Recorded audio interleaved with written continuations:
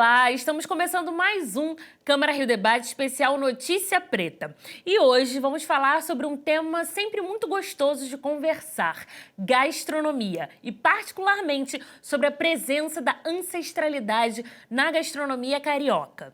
Para eu falar sobre esse tema, eu recebo aqui no estúdio 3 especialistas.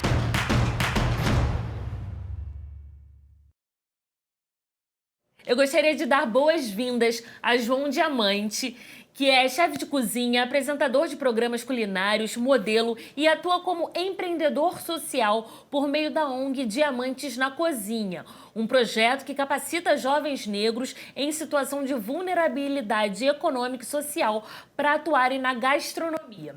No seu restaurante chamado Minha Casa, João acredita na simplicidade da gastronomia e é reconhecido pelo uso de insumos simples nas suas receitas. Seja muito bem-vindo, João. Opa, muito obrigado, eu que agradeço. É um prazer aqui estar compartilhando com vocês e aprendendo muito.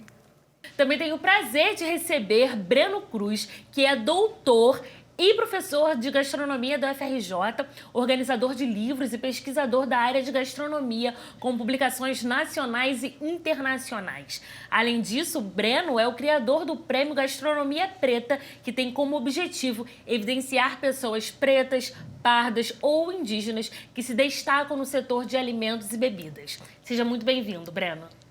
Obrigado. E o nosso terceiro convidado é Canu Akin Trindade. Canu é engenheiro de produção especializado em gestão, é professor, palestrante e tem seu próprio restaurante, o Dida Bar, que foi fundado com a sua família. Ele também é criador do Zungu, guia de gastronomia preta, que reúne 21 casas cariocas, além de inúmeros sabores e saberes ancestrais. Seja muito bem-vindo, Canu. Uma felicidade estar aqui. A cultura de um povo ela é representada por suas criações. No caso da gastronomia, não é diferente.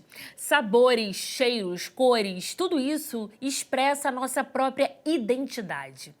Antes da gente começar o papo sobre esse tema delicioso, vamos assistir uma reportagem sobre o Din San Rio, o restaurante do chefe Vladimir Reis, que trouxe um pouco da cultura asiática para o Rio de Janeiro e está fazendo muito sucesso por aqui.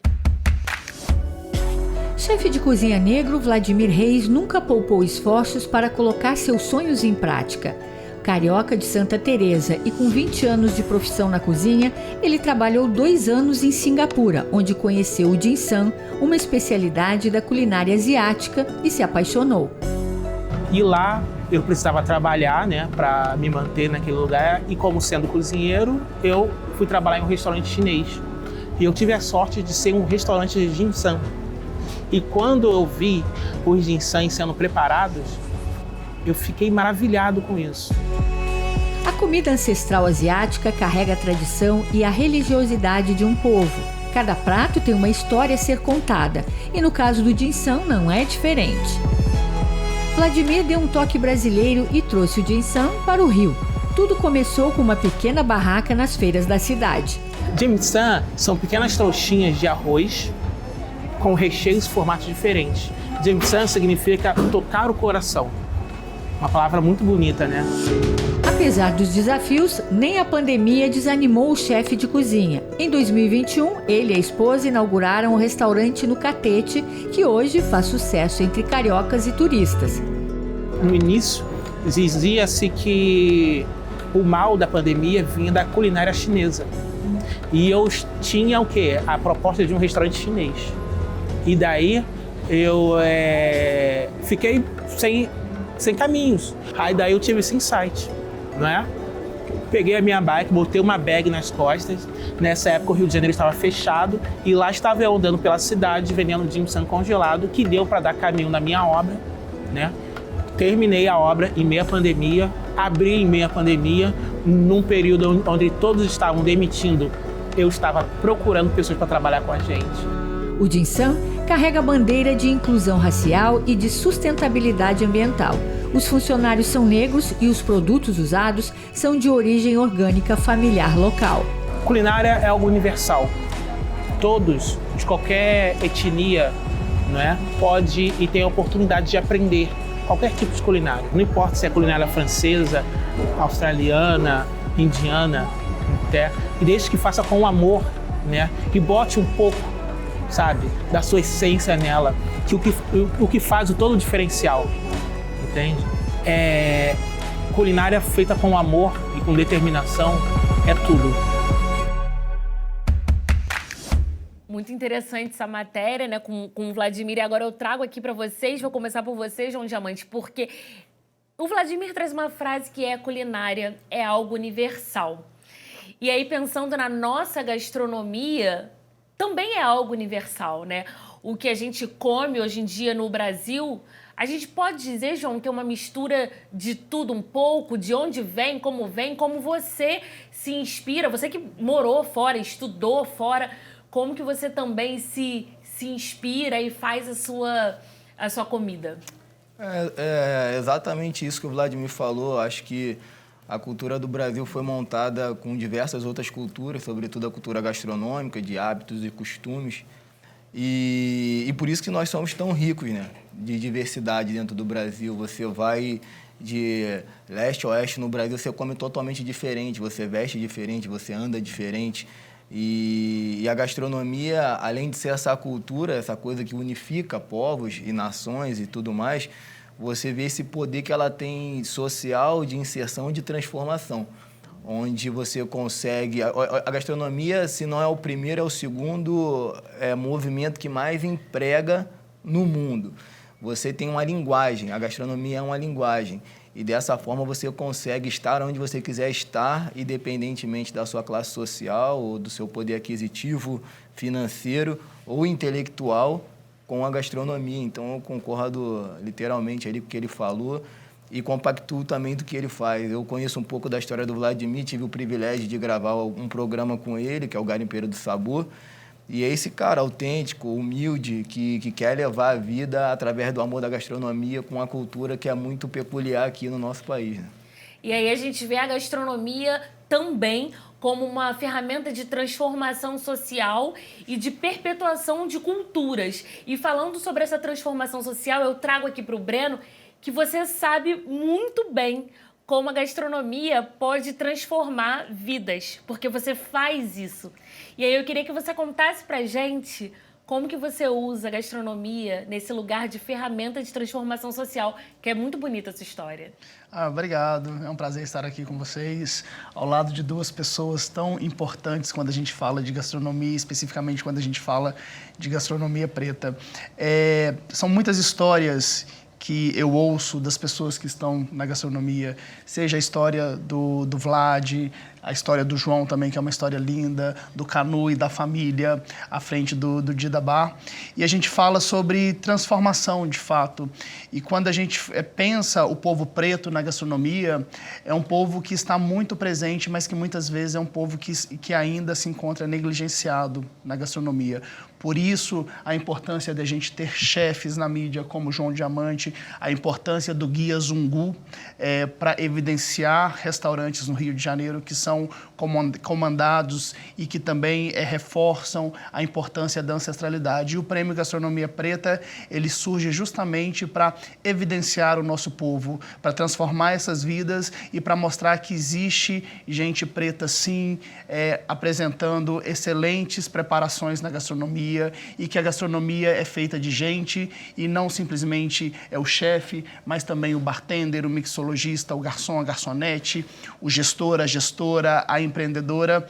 Então é sobre a importância de evidenciar o povo preto na gastronomia carioca. E a cozinha nesse lugar de transformação e ancestralidade, venho aqui para você, que a sua família aqui no Rio de Janeiro é muito conhecida, muito respeitada e muito tradicional. Sim, né? Sim. E aí eu queria que você trouxesse pra gente a importância dessa ancestralidade na gastronomia.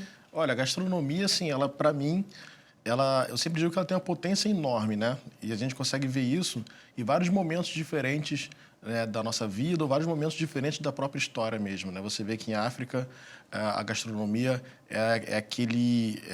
ocupa um lugar muito importante dentro das civilizações, né? Quando a gente for pensar, por exemplo, em todos os valores civilizatórios negros, como eu chamo, né? Como eu chamo não, né? Que outros já falaram antes de mim, né? Quando a gente vê a energia vital, que a gente chama de axé em alguns lugares, a gastronomia é o lugar que a gente coloca a energia de fato naquilo dali, que a gente coloca, quando a gente coloca o axé e tem o poder, o afeto, tem o poder da transformação, né? E quando a gente vê essa energia colocada nos alimentos, né, e alimentando a nossa alma, alimentando o nosso espírito, alimentando o nosso corpo, e nos dá força e energia motriz para a gente estar de frente, encarando tudo que a gente precisa aí encarar ao longo de toda a história, seja há 300 anos atrás, hoje em dia, ou qualquer outro tempo, né? Eu acho que a gastronomia, ela para o nosso povo preto, né, ela tem uma importância peculiar, né? Porque ela é uma coisa que é socializante hoje em dia, né? Ela é uma coisa que ela nos coloca, né, dentro de um mercado, né? É o que a gente sabe fazer muitas das vezes, mas ao mesmo tempo é aquilo que segura a cultura de nossas mãos, né? Que é um valor cultural, né? Enfim, vamos conversar aí, tem bastante coisa para a gente bater papo. E é isso que você trouxe, eu vou trazer uma pergunta que eu vou jogar aqui e aí vocês comentem, porque ao mesmo tempo, às vezes eu tenho a impressão que esse lugar da alta gastronomia fica muito destinado à gastronomia que não é de origem africana, né? A gente sempre pensa na gastronomia francesa, quando a gente pensa alta gastronomia. E a gente nunca vê a nossa cultura nesse lugar. Eu queria trazer para vocês esse debate do que é essa alta gastronomia. Ela é nossa também, João?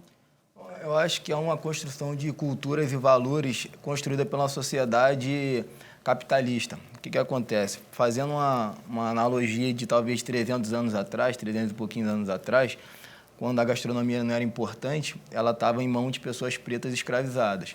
Então, quando você começa a rever essa história, que mulheres, homens estavam na gastronomia por obrigação, de estar ali por um serviço que não era remunerado, que tudo isso que a gente já sabe que acontece e nunca foi valorizado naquele momento, e alguém, provavelmente branco, viu um potencial valor, ou então um potencial preço e não valor naquilo, começaram a se remunerar, a se rentabilizar e começaram a valorizar isso. Você pega dentro das arquiteturas também.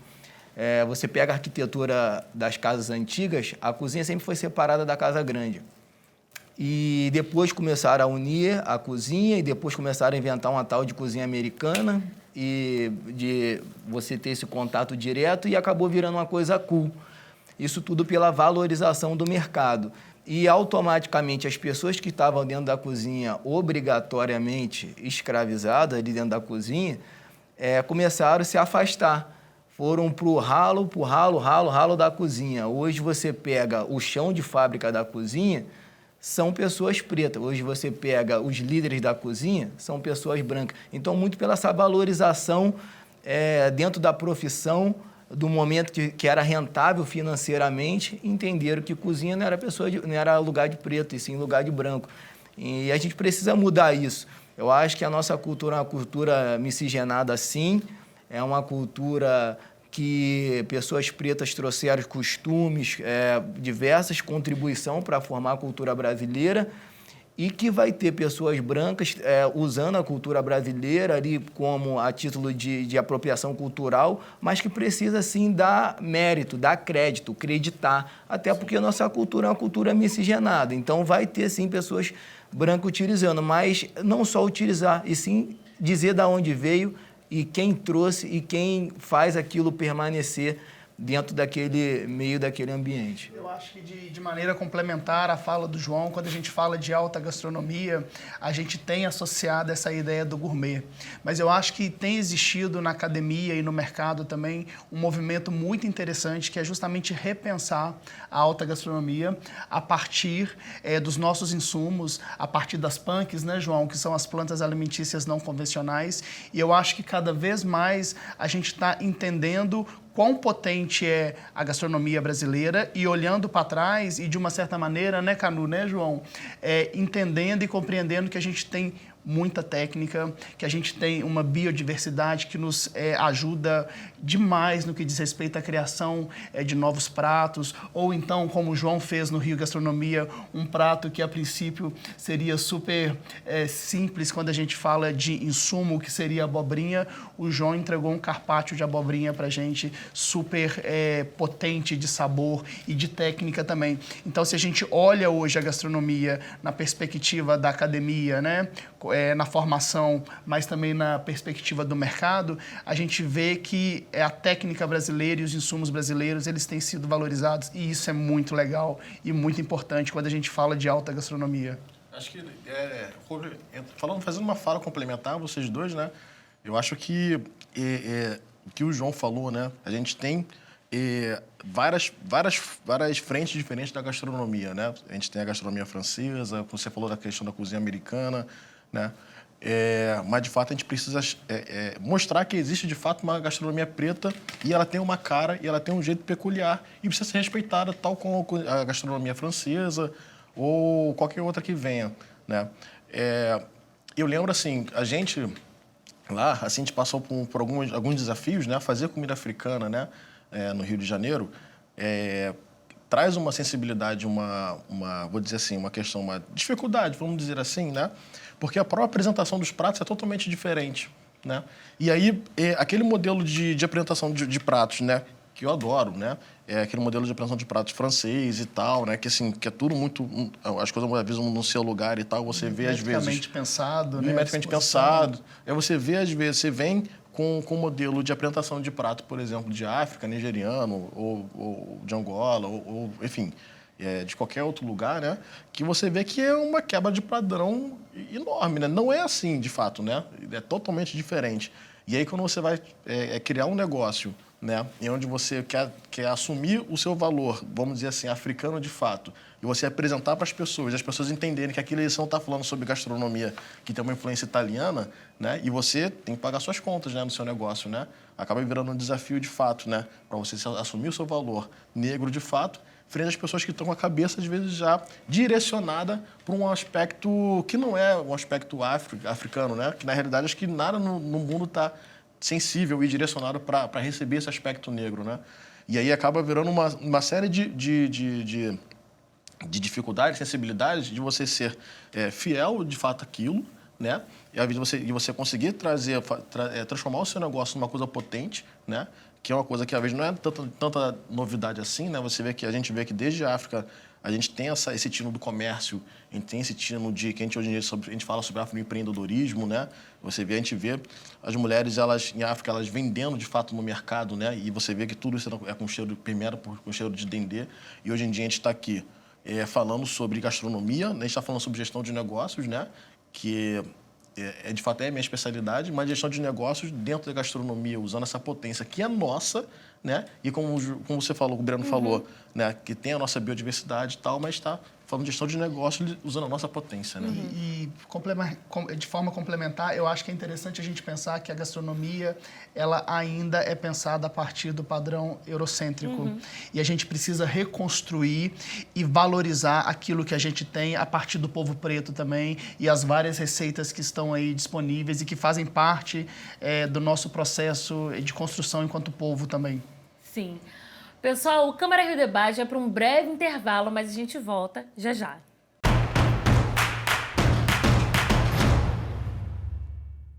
Estamos de volta com o Câmara Rio Debate especial Notícia Preta, hoje falando sobre gastronomia e ancestralidade.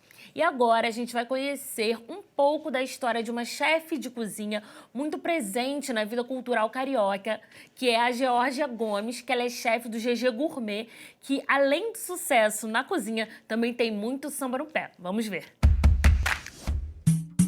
Cozinheira de mão cheia e apaixonada pelo que faz, a chefe Geórgia Gomes encontrou na gastronomia uma forma de preservar sua ancestralidade e proporcionar a seus clientes uma experiência que vai além do paladar. No seu restaurante, GG Gourmet, ela oferece história e afetividade. Eu sou uma mulher preta, eu sou uma mulher favelada, eu sou uma mulher de axé, né? Filha de Yansan. Então, assim, a gente não criou um rótulo como as pessoas criam, né? Ah, vamos criar um restaurante. Não. Eu só trouxe a minha verdade. Eu só trouxe a comida da minha família.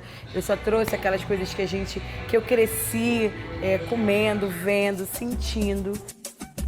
Localizado na pequena África, o GG Gourmet surgiu como um espaço de difusão da gastronomia e da cultura africana. Sambista de carteirinha, Geórgia já foi uma das passistas mais importantes do Carnaval do Rio e, em 2020, decidiu assumir as panelas do GG. O Carnaval e as rodas de samba fazem parte dessa história, com direito a muito bobó de camarão. A gente fazia reuniões de amigos, né? Onde a gente se reunia e juntava dinheiro e eu ia para a cozinha. Toda semana era feito um prato até que eu fiz o bobó, né? Eu nunca tinha feito bobó na minha vida. Fiz, mas eu tenho essa curiosidade gastronômica. Então eu fiz o bobó de camarão e aí todo mundo falou, não, agora só vai ser esse prato. Aí eu falei, gente, mas como assim? Não, vai ser só o bobó de camarão. Então toda semana só era o bobó de camarão. Só que com isso, toda semana aumentava a quantidade de pessoas nesse encontro.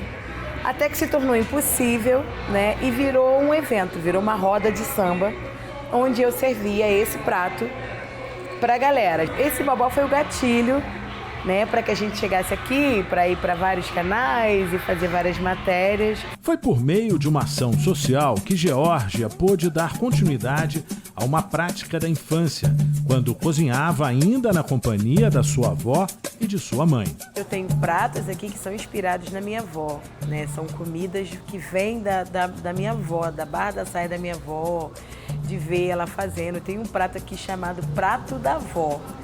Esse prato da avó é uma linguicinha, minha avó era mineira, né? E aí é uma linguicinha fina, mineira, com arroz, feijão, couve, farofa e ovo frito, aquela comidinha mesmo de vó, né? Então a ancestralidade ela já vem nisso. Sucesso na cena cultural e gastronômica carioca e consciente das dificuldades encontradas no caminho, Geórgia deixa uma mensagem de apoio àqueles que buscam seus próprios sonhos. Ver pessoas como eu aí batalhando à frente de lugares como a minha casa, como a minha pequena África, eu falo para todo mundo, não desistam, não desista. Para, respira e pega fôlego e vamos de novo. Mas não desista. Gostei muito de uma frase que a Geórgia trouxe, que ela diz, eu trago a minha verdade. Né? Na culinária dela, ela traz a história dela, ela traz a verdade dela. Canu, a gente pode dizer que na nossa gastronomia aqui, carioca, brasileira, a gente traz a nossa história, tem a história do Brasil no que a gente come? Muito, bastante, né? Quando a gente criou até o próprio Zungu, né, que foi uma ideia que apareceu durante a pandemia, né? Eu, meu irmão, né, a gente estava...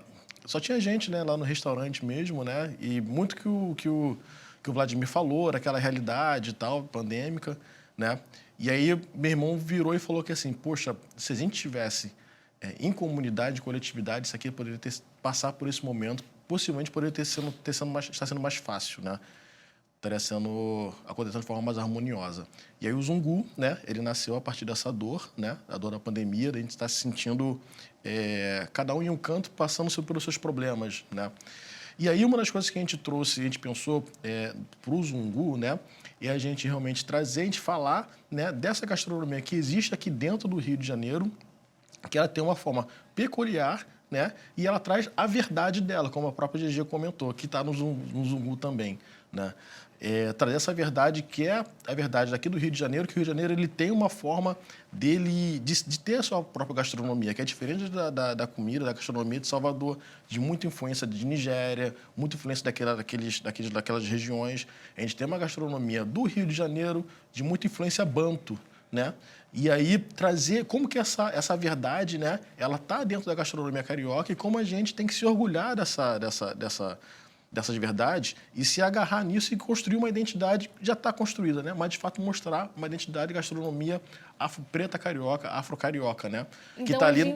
a gente pode dizer que esse período da escravidão, onde as pessoas foram sequestradas de África e vieram forçadas para o Brasil, esse tráfico negreiro, ele influenciou diretamente na culinária brasileira de diferentes formas. Os escravizados que foram para determinada região tinham determinada cultura. A gente consegue ter essa leitura? Sim, demais, né? Até esse processo, né, de dividir povos, né, mas de uma certa forma eu tenho alguns povos, né, mais para um lado, mais para o outro. Isso formou, de uma certa forma, uma regionalidade, né, muito forte da gastronomia aqui no Brasil, né? Você vê a figura do acarajé, do acará, né, que é uma coisa altamente iorubá, né, em Salvador, na Bahia e no Nordeste, né? E o próprio acarajé, na verdade, ele veio mais para o Rio, né? Mais por uma outra influência, por outra questão histórica que aconteceu aqui dentro mesmo, né? Das tias baianas, etc., que já vieram de lá com o próprio acará. Mas tudo isso formou uma regionalidade de fato. E a gente pode dizer, João, que a gente vê também aqui no Brasil uma diversidade de alimentos que a gente talvez não tenha em outros países. Eu morei na França, né, quase 10 anos, e eu tinha essa impressão que no Brasil a gente tem uma diversidade de alimentos. Essa diversidade, de fato, ela existe e tem uma influência dessa universalidade, digamos. Com certeza, não tenha dúvida. Eu morei na França um tempo também. E uma das coisas que eu sentia mais falta lá é a parte tropical, né? As frutas e tal, e tudo super muito caro, tudo caro demais. E a gente tem essa vantagem de ter um país territorial muito grande. Então, você pega ali a massa de ar quente, você pega a massa de ar frio, você pega uma zona de convergência. Então, no Brasil, você tem todo tipo de clima. Clima que é propício para ter vinho, queijo, então, assim, de diversas formas. Só que durante muito tempo foram nos tirados o conhecimento, que era até que eu queria complementar da outra fala. O conhecimento é a ferramenta mais poderosa que a gente pode ter, né? Então, sem conhecimento a gente não consegue andar. Hoje em dia, a gente consegue valorar nossa cultura porque volta-se a se dar o direito de conhecimento, de poder conhecer, de poder levar. Você tem noção hoje, há, sei lá, 3 anos atrás, na UFRJ, o curso mais disputado, com a nota de corte até maior que medicina, era gastronomia. Então, haja valorização eurocentrada que foi dada a isso para a gastronomia. E quando você vê o estereótipo que o Cano falou de prato, de montagem e tudo mais, se dá como feio um prato de origem africana e se dá como bonito um prato de origem europeia. E isso é uma coisa muito ligada à nossa colonização forçada. E quando você começa, através do conhecimento, entender que não existe feio e bonito, existem culturas diferentes, você começa realmente a dar um salto na frente. Então, é por isso que existe um projeto chamado Diamante na Cozinha, que a Geórgia foi contemplada, foi aluna, e aí consegue ter entendimento de tudo e se posicionar e estar onde quiser estar através do conhecimento. Só o conhecimento, a cultura, a arte, a educação vai conseguir libertar qualquer pessoa disso. Breno, você enquanto professor, né, também sabe muito bem disso, né, da importância desse conhecimento, né? Eu acho que é muito legal a gente compreender que essa nova forma de ver a gastronomia, valorizando as nossas raízes, ela tem iniciado também na universidade. Mais do que isso, eu vejo a universidade empretecer, e isso é muito importante, isso é muito relevante. E eu vejo os alunos chegando na universidade querendo valorizar a sua ancestralidade.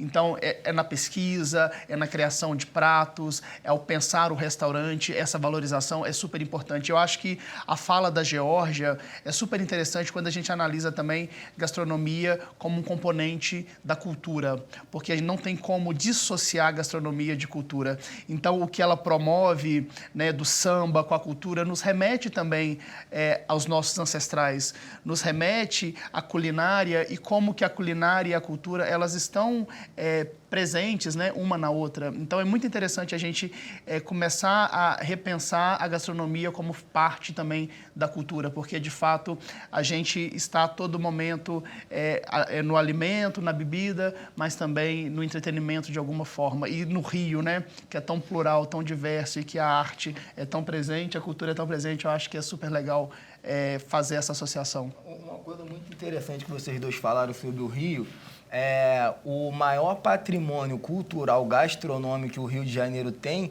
eu não tenho dúvida que foram trazidos de pessoas da África, que é a informalidade, que são os botecos. Se você pegar o modelo eurocêntrico, que são os grandes restaurantes, aquela coisa de sentar, talher, prato, tal, aquela coisa toda formalizada, tal. Quando qualquer gringo ou qualquer pessoa fora do Brasil vem ao Rio de Janeiro, ele quer ir ao boteco. Ele quer comer de bermuda, pegar com a mão, essa coisa informal que acontece muito em África, no continente africano. É justamente isso, né, João? Essa ideia desse lúdico, né? Você não vê uma feira triste, né? Se você for nos mercados africanos, você não vê as pessoas lá com aquela cara emburrada, aquele negócio assim, poxa, pesado, por mais que esteja sendo difícil, alguma coisa, né? Você vê que, assim, que a felicidade é uma potência, de fato, né?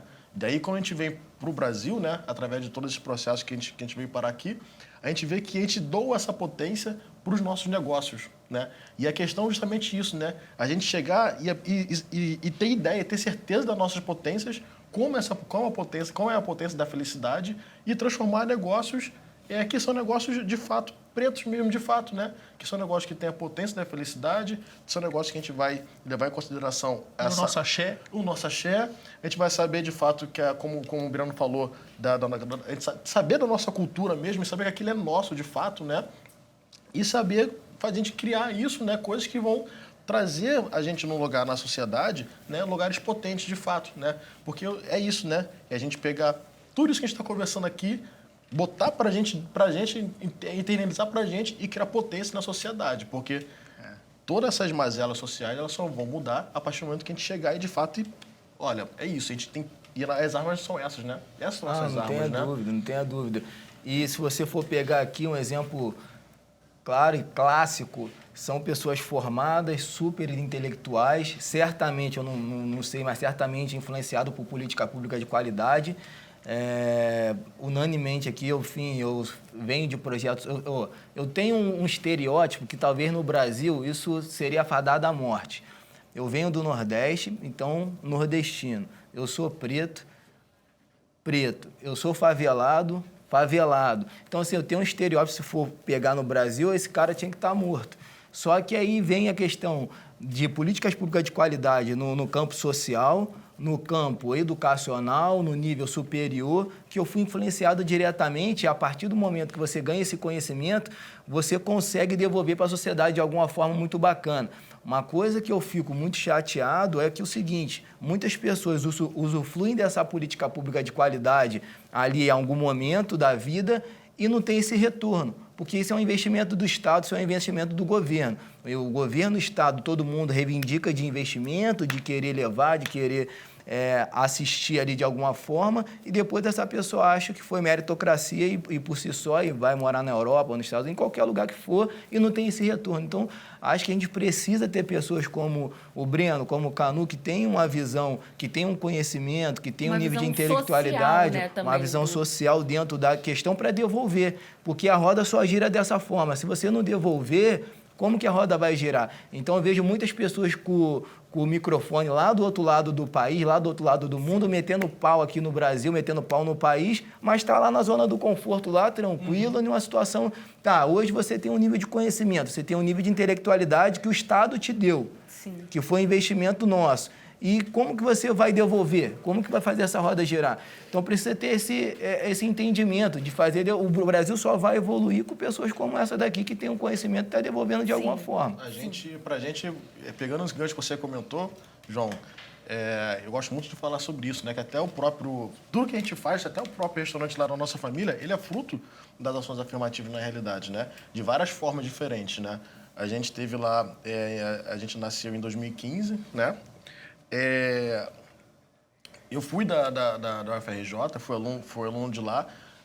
Eu vi esse processo da universidade ela empretecendo, de uma certa forma, e várias pessoas que começavam a frequentar o nosso restaurante lá, o Dia da Bar e Restaurante, eram pessoas que às vezes já tinham se formado e às vezes não tinha muita coisa no bolso. Mas às vezes que eu não chegava lá e, poxa, eu vou um fim de semana aqui, vou um fim de semana ali. Ou seja, criou-se a política essa reforma ela criou um grupo de pessoas que antes não poderiam estar em nenhum lugar, mas agora passaram a estar, né? Eu, por exemplo, sou crescido na Começou a Pavuna. poder consumir, né? Eu sou Não crescido só na ser mão de obra, como consumidor também. Sim, eu sou nascido na Pavuna, né? Eu e meus irmãos, todo mundo crescido, nascido na Pavuna, né? As opções que eu tinha naquela época era só aquilo dali, de fato, né? E agora, eu vejo que teve, de fato, uma mudança de fato, né? E eu sou vizinho do Vladimir, né? Vira e mexe, estou lá no restaurante dele e eu vejo que as coisas, de uma certa forma, estão mudando e a gente tem que trazer mesmo toda essa tecnologia que a gente aprendeu para as outras pessoas em projetos como o seu, né? A gente construir projetos em conjunto também, né? Para estar voltando. E eu acho que dar essa visibilidade ao povo preto é muito importante. E eu crio o perfil Preto Gourmet justamente quando eu sento numa mesa de um restaurante guia Michelin como convidado e só tinha eu de pessoa preta na mesa e as pessoas simplesmente não falaram comigo. E eu falei, não, nós pessoas pretas, temos que mostrar que nós acessamos esses espaços também, que nós podemos consumir e que nós temos que ser vistos. Então, e é a partir daí, nesse lugar de evidenciar as pessoas pretas, que surge o Prêmio Gastronomia Preta, do qual o João é embaixador, e o melhor restaurante, o ponto de partida foi o Guia Zungu. E, coincidentemente, estamos aqui falando sobre a importância de evidenciar as pessoas pretas na gastronomia. A gente está aqui encaminhando para o final do nosso programa. Vou pedir as considerações finais de cada um. Aprendi muito, muito. Até alguns minutos eu fiquei mais quieta do que perguntando, porque foi uma grande aula. Uma aula não só de gastronomia, mas uma aula de história e uma aula para a gente saber de onde a gente vem, porque eu acredito que sabendo de onde a gente vem, a gente sabe para onde a gente vai. Então agora eu vou passar aqui para você, Canu, para nossas considerações finais. Olha, eu sempre comento, né, que todo o real avanço das coisas ele só acontece em coletividade, em comunidade, né? E fico muito feliz em estar aqui, né? Quase que emocionado aí, ó, a voz. Porque falar sobre as nossas coisas é uma coisa muito importante para mim, sabe? E transformar a coletividade, potencializar a nossa coletividade, para mim, é o que dá valor para minha vida, na realidade, né? Muito obrigado por estar aqui. Eu que agradeço, para as nossas vidas. É isso. Breno? Gostaria de reforçar a importância de que nós somos muito fortes, nós somos um povo guerreiro que enfrenta as batalhas e eu convido vocês, telespectadores, telespectadoras, a visitarem esses restaurantes de pessoas pretas que valorizam a ancestralidade do nosso povo e vem com a gente conhecer essas histórias, essas trajetórias e vamos dar esse sentido de corpo e de grupo ao nosso povo, que é um povo muito resiliente. Obrigada, Breno. João? Bom, gostaria de agradecer a presença aqui. É um privilégio estar num bate-papo aqui tão bacana e tão importante, né? Se você for reparar, tem 4 pessoas pretas aqui potentes. Isso é a primeira vez que acontece na minha vida em televisão. Então, é um momento que realmente fica marcado, é histórico. E falar com pessoas que realmente entendem da causa, não é um especialista que alguém criou e botou lá. Então, isso é muito importante. Eu quero parabenizar aí a Thaís como programa, toda a coordenação, pessoas que trabalharam para trazer pessoas que realmente fazem sentido de estar discutindo assunto como esse. A gente sabe que isso aqui daria trilhões de programas, mas acho que a gente conseguiu dar uma sintetizada na questão e é um momento muito importante. Parabéns pelo trabalho. Eu que agradeço a cada um de vocês e eu pedi para ter um programa de gastronomia. Eu falei, a gente obrigado. tem que ter um programa de gastronomia. Porque eu sou de religião de matriz africana, eu sei a importância das iabacés, né, das mulheres na cozinha e de toda... enfim, desse lugar que nós, mulheres pretas, ocupamos e esse lugar passa muito pela cozinha. Então, eu queria muito esse programa, porque eu sabia que ia ser isso aqui. Uma grande aula para mim e uma grande aula para você que está aí em casa assistindo a gente. Foi um prazer conversar com vocês. Eu agradeço a presença de todos e todas aqui no programa e obrigada a você aí do outro lado pela audiência. Você também pode acompanhar o conteúdo deste programa e muitos outros nos podcasts da Câmara, na sua plataforma de áudio favorita. Veja também outras notícias nas nossas redes sociais no Câmara.rio. O Câmara Rio Debate de hoje fica por aqui. Até a próxima. Tchau, tchau.